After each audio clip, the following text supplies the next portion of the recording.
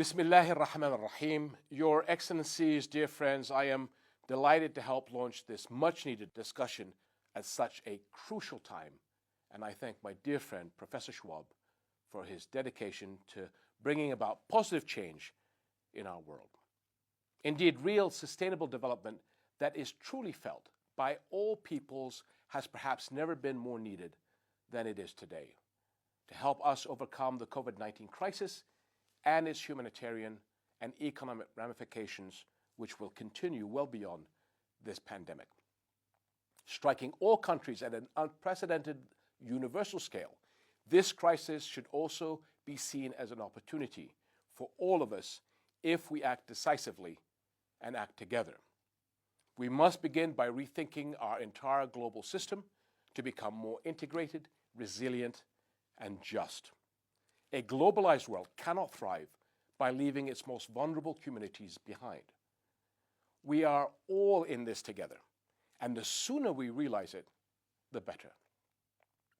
Rebuilding our international system towards a more inclusive economic recovery starts from the ground up through mutually beneficial bilateral, trilateral, and regional partnerships that form a global safety net to alleviate poverty and unemployment, bolster food security, and safeguard our environment.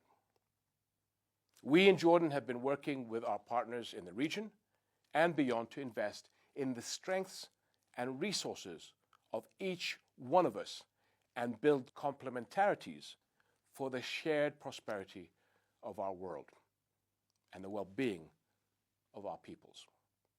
The COVID-19 crisis has led Jordan to invest in its agricultural, ICT, medical, and pharmaceutical capabilities in partnership with the private sector to help ourselves and others. And we are ready to build on this potential to become a launch pad and a regional hub that facilitates international and regional efforts to respond to the challenges ahead. My friends, this pandemic and its long-term consequences have exacerbated the long-standing crisis in our world. The climate crisis, poverty, hunger, unemployment, and social economic inequalities have worsened after years of ineffective collective action. The way forward must be rooted in a re-globalization that fortifies the building blocks of our international community by enabling our countries to strike a balance between self-reliance and positive interdependence, enabling us all to jointly mount a holistic response to all crises facing our world. A response that strengthens our global economy, but also addresses inequalities. A response that leads to technological and industrial progress, but also ensures the sustainability of our shared environment. So in your discussions today and in the days ahead, instead of looking at problems to solve, I urge you to look at opportunities to seize and ways to collaborate to rebuild a truly global, inclusive system that leaves no one behind.